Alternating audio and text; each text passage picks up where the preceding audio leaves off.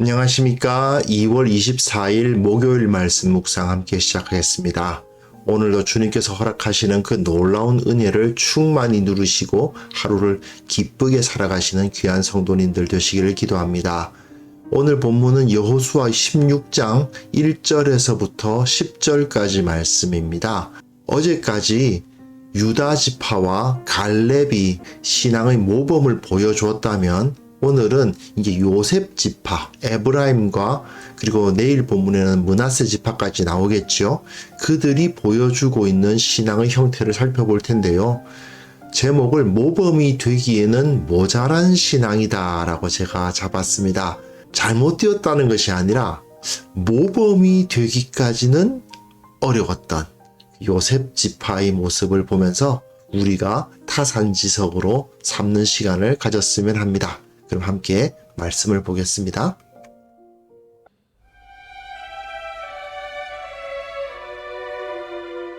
요셉 자손이 제비 뽑은 것은 여리고 샘 동쪽 곧 여리고 곁 요단으로부터 광야로 들어가 여리고로부터 베델 산지로 올라가고 베델에서부터 루스로 나아가 아렉 족속의 경계를 지나 아다롯에 이르고 서쪽으로 내려가서 야블렛 족속의 경계와 아래 베토론과 게세레까지 이르고 그 끝은 바다라. 요셉의 자손 므낫세와 에브라임이 그들의 기업을 받았더라. 에브라임 자손이 그들의 가족대로 받은 지역은 이러하니라. 그들의 기업의 경계는 동쪽으로 아다롯 아달에서 윗 베토론에 이르고 또 서쪽으로 나아가 북쪽 믹무다에 이르고 동쪽으로 돌아 다아낫 실로에 이르러 야누아 동쪽을 지나고 야누아에서부터 아다롯과 나아라로 내려가 여리고를 만나서 요단으로 나아가고 또 타푸아에서부터 서쪽으로 지나서 가나 시내에 이르나니 그 끝은 바다라. 에브라임 자손의 지파가 그들의 가족대로 받은 기업이 이러하였고 그 외에 므낫세 자손의 기업 중에서 에브라임 자손을 위하여 구분한 모든 성읍과 그 마을들도 있었더라. 그들이 게셀에 거주하는 가나안 족속을 쫓아내지 아니하였으므로 가나안 족속이 오늘까지 에브라임 가운데 거주하며 노역하는 종이 되니라. 네, 계속해서 가나안 땅을 분배하는 이야기를 살펴보고 있습니다. 어제까지는 갈렙, 특히 유다 지파의 땅에 대해서 이야기를 나누었죠. 그 유다 지파 중에서도 갈렙과 온니엘과 그 딸 악사의 모습을 통해서 신앙의 모범을 우리는 찾아볼 수 있었습니다. 그런데 이제 오늘부터는 16장, 17장은 요셉 지파, 오늘은 에브라임 지파고요. 내일은 므낫세 나머지 반지파인데 그 지파의 모습을 통해서 잘못됐다고 하기는 그런데 뭔가 아쉬운, 무슨 죄를 지었다든지 아니면 저 사람들이 해서는 안 될 짓을 했다든지 뭐 그런 얘기까지는 아닙니다. 그렇게 행동해도 될 것 같기는 하지만 그래도 이들이 그것을 통해서 이상적인 모범을 보였다고 하기는 아쉬운 그런 모습을 이 요셉 지파의 모습에서 찾아볼 수가 있어요. 갈렙은 어땠습니까? 자기가 여호수아와 함께 그 이스라엘 백성들 중에서 그 누구보다도 먼저 자기 기득권을 주장할 수 있었던 사람 아닙니까? 그럼에도 불구하고 그는 기득권을 버리고 형제들과 후배들에게 이미 차지했던 땅을 다 가지라고 하고 자기는 험지를 향해 갔죠. 정말 위험한 곳. 그 헤브론 산지에 내가 나아가서 거기는 아낙 자손들을 쫓아내고 그 땅을 차지하겠다. 하나님께서 나한테 주신다고 하셨다. 그러니까 난 두려움 없이 나아갈 테다. 나 지금 85세지만 싸울 수 있다. 걱정하지 마라. 이런 모습들 보이잖아요. 정말 이상적이죠. 최고의 신앙인이라는 생각이 드는데 요셉 지파의 모습을 보면 조금 그 갈렙과 같은 모습이 안 나타난다는 것이 아쉽습니다. 특히 에브라임 지파는 여호수아가 에브라임 지파 출신이거든요. 그렇게 보았을 때 더 아쉬운 생각이 드는 것은 사실인 것 같습니다. 본문 보시면요. 요셉 자손이 제비 뽑은 것은 여리고 샘 동쪽, 여리고 곁 요단으로부터 광야로 들어가 여리고로부터 베델 산지에 올라간다 이렇게 되어 있거든요. 자, 요단강을 건넌 이후에 첫 번째로 점령한 땅이 여리고 아닙니까? 물론 여리고 성 자체는 베냐민 지파 겁니다. 하지만 여리고 그 주변의 땅을 요셉 자손이 차지하게 됐다라는 것입니다. 그래서 그로부터 베델로 넘어가는데요. 베델은 아이성 바로 옆이 베델이에요. 그래서 아이를 점령할 때 베델도 같이 점령을 했습니다. 이게 뭘 말해주느냐 하면요. 가장 처음 차지했던 그 땅을 에브라임과 나머지 므낫세 반지파가 차지하게 됐다라는 얘기입니다. 그게 뭐가 그렇게 큰 문제냐? 예, 큰 문제는 아니죠. 어차피 제비를 뽑았으니까 그 땅을 차지하는 것이 뭐 어떠냐라고 생각할 수도 있습니다. 하지만 갈렙하고 좀 비교가 되지요. 갈렙은 새로운 땅 개척하겠다. 지금 우리가 점령하지 못한 땅, 그 땅을 내가 위험을 감수하고 싸워서 그 땅을 내가 차지하겠다. 이미 차지한 이 땅은 다른 사람들 가지고 우리는 저 땅 가져간다. 이렇게 아주 이상적이고 아주 모범적인 모습을 보인 것에 비해서 요셉 자손은 확실하게 갖고 있는 그야말로 뺏길 위험이 없는 안전하고 확실한 영역을 자기 몫으로 받았다라는 것입니다. 그 몫을 받는 것이 제비 뽑아서 받은 거니 뭐가 문제냐? 맞습니다. 전혀 문제는 없습니다. 요셉 자손이 잘못한 건 없는데, 그러나 요셉 자손이라면 이스라엘 12지파 중에서도 에브라임과 므낫세는 가장 강력한 지파고 그들이 뭔가 보여줄 수 있고 그들의 힘으로 뭔가 할 수 있을 것 같은데 그냥 다른 지파들과 마찬가지로 제비 뽑았고 그냥 있는 땅 가지게 되었는데 하필 또 그 땅이 아주 알짜배기 땅이에요. 그러다 보니까 뭔가 이들이 앞서 나서서 솔선수범하는 그런 모습으로서 자기 자신을 드러내지는 못하고 있다라는 아쉬움이 드는 것은 사실입니다. 그리고 그 다음 본문 보시면요. 에브라임 자손이 그들의 가족대로 지역을 받았다 되어 있는데 동쪽으로 서쪽으로 북쪽으로 이야기가 쭉 나와요. 그리고 맨 마지막에 보시면 그 외에 므낫세 자손의 기업 중에서 에브라임 자손을 위하여 구분한 모든 성읍과 그 마을들도 있었다라고 기록되어 있는데요. 여기가 어디냐 하면요. 여기 베냐민 지파와 단 지파가 있고요. 여기서부터 여기까지를 의미하는 것입니다. 이 부분. 이 중앙 부분이죠. 여리고가 이쯤이거든요. 여기 바로 쳐들어간 그 땅입니다. 그 땅 바로 앞자리가 에브라임 지파예요. 그 넓이로만 보면 에브라임 지파가 좀 좁아 보인다 싶은 생각이 들 수도 있지만 굉장히 좋은 알짜배기 땅을 가지고 있을 뿐 아니라 9절에 보시면 므낫세 지파의 일부 성읍들, 그러니까 어디라고 하기보다 드문드문 에브라임에게 속한 성읍들도 있었던 거죠. 비록 이 전체 땅은 므낫세 지파 거이긴 하지만 이 지역은 므낫세 게 아니라 에브라임 거다 이렇게 구분해 놓은 성읍들도 있었기 때문에 에브라임이 결코 좁은 땅을 가진 것은 아니라고 할 수 있습니다. 무엇보다도 지금 상황에서 여호수아가 이 전체 땅을 완전히 다 차지한 상태는 아니거든요. 아직까지 싸워서 정복해야 될 땅들이 남아 있는데 에브라임은 자기들이 이미 확보해 놓은 땅을 그냥 가졌다는 것입니다. 이 부분이 아쉬운 점이에요. 물론 에브라임이 잘못했냐? 그건 또 아닙니다. 왜냐? 제비 뽑은 거거든요. 제비 뽑아서 좋은 거 받았는데 뭐가 문제냐? 왜 그렇습니다. 그게 나쁜 건 아닙니다. 하지만 에브라임 지파쯤 된다면 오히려 우리의 힘으로 어려운 땅 우리가 차지해서 이 좋은 땅은 다른 연약한 지파들이 좀 가져라. 우리는 우리의 힘이 있지 않느냐? 우리에게 더 좋은 땅이 있다. 우리 힘으로 차지해서 가지겠다. 이렇게 해주면 참 멋있을 것 같은데 그러지 않았다는 면은 조금 아쉬운 면이 있죠.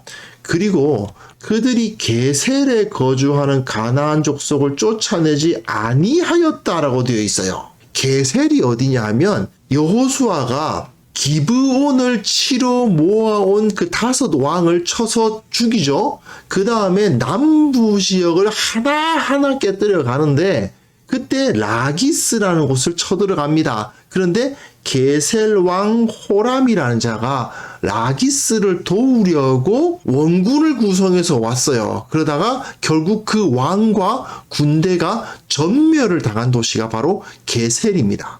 앞에 10장에서 게셀 성이 함락됐다는 기록은 없어요. 그러니까 게셀 성이 함락되지는 않았지만 게셀 왕 호람은 그 전쟁에서 죽었고 그리고 그 전쟁의 원군으로 온 군대가 전멸을 당했다는 거예요. 그러면 이 게셀이라는 이 성이 나름대로 성벽을 지키고 있는 사람들이 남아 있었다 하더라도 그 힘은 굉장히 약해졌겠죠.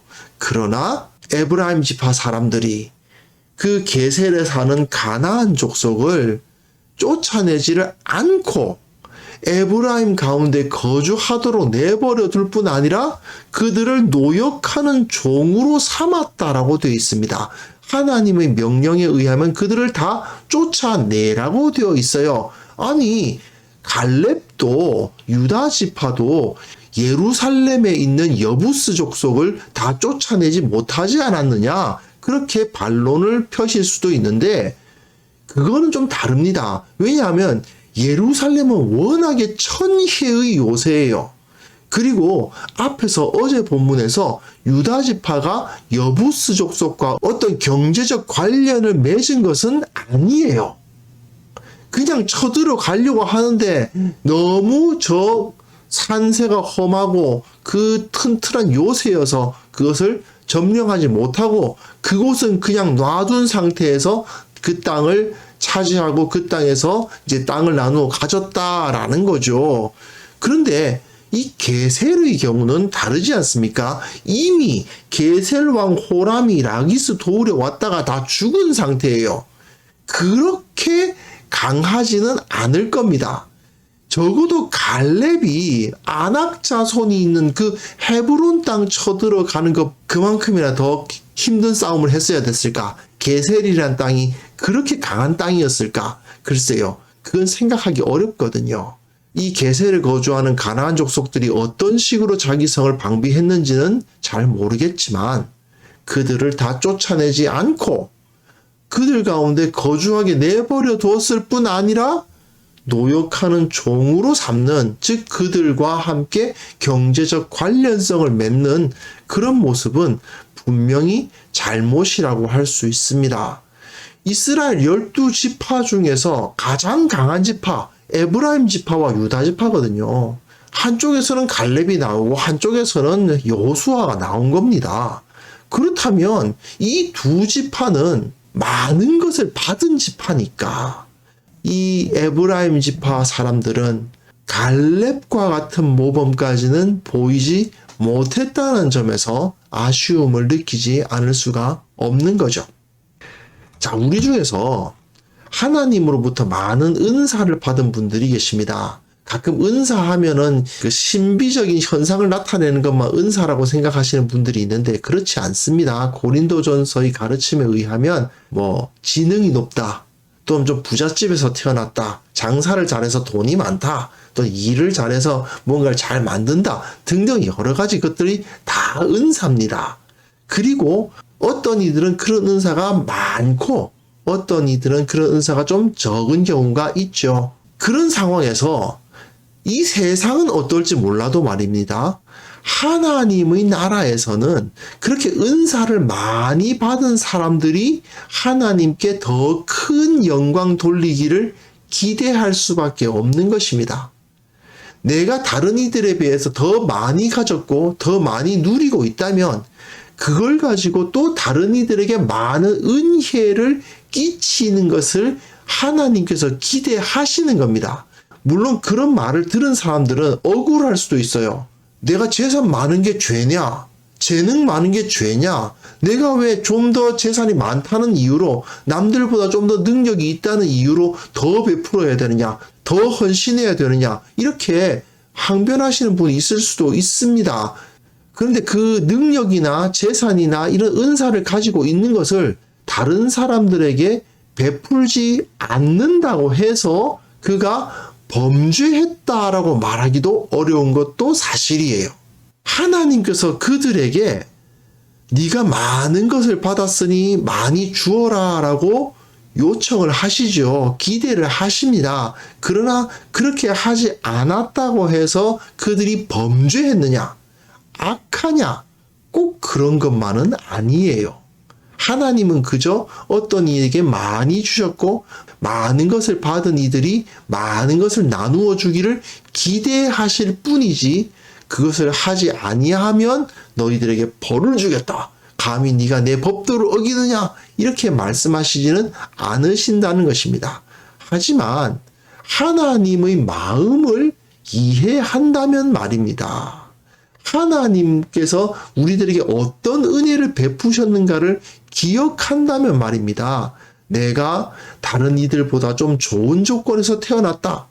좀 더 나은 상황에서 시작했다. 그리고 똑같은 출발선상에서 섰다 하더라도 내가 좀 더 지능이 높아서 좀 더 능력이 있어서 다른 이들보다 나은 결과를 얻었다. 어쩌다 보니까 좀 운이 좋아서 내가 좀 더 많은 수익을 얻었다. 등등의 이런 일이 벌어진다면 그것을 가지고 이건 전부 내 거야 라고 말하는 게 아니라 다른 이들보다 좀 더 베풀 줄 알고 다른 이들에게 양보할 줄 아는 그런 덕을 가져야 되는 거죠. 그게 사실 하나님께서 우리들에게 기대하시는 모습입니다.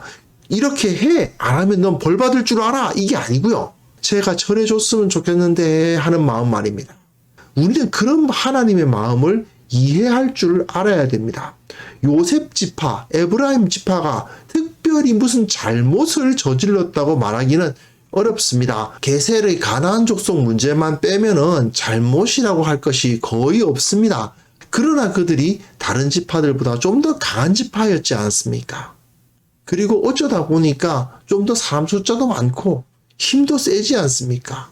그렇다면 갈렙처럼 힘든 곳에 가서 정복하기 어려운 곳에 우리가 힘이 세니까 내가 가서 저 땅을 차지하겠다. 이런 모습을 가져야 하는데 그러지 못했다는 것을 보면 두고두고 아쉬운 것은 사실입니다.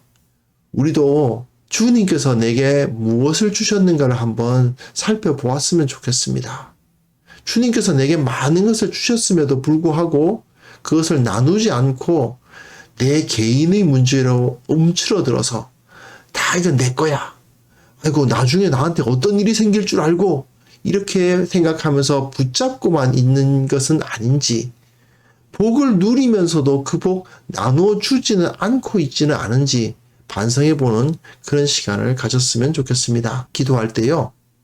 우리가 단순히 율법을 지키는 수준에서 멈추는 것이 아니라 하나님께서 이거 하지 마 하신 거 안 하는 것 수준이 아니라 주님의 마음이 주님의 성품이 지금 우리들에게 무엇을 기대하고 계실까를 생각하면서 주님의 모습으로 우리가 변화될 수 있도록 함께 기도하는 시간을 가졌으면 합니다. 기도하겠습니다.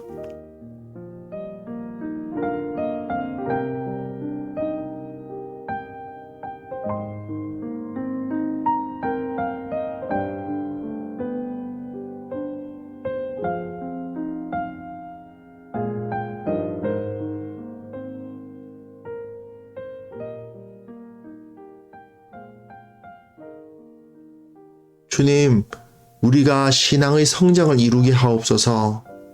하나님께서 금지하신 것을 하지 않는 수준이 아니라 주님의 마음을 이해하고 주님의 성품을 따르고 주님이 베풀어 주신 그 은혜처럼 나도 완전하게 성장해서 다른 이들에게 기꺼이 기쁨으로 나눌 수 있는 그러한 넉넉함을 갖게 하여 주옵소서.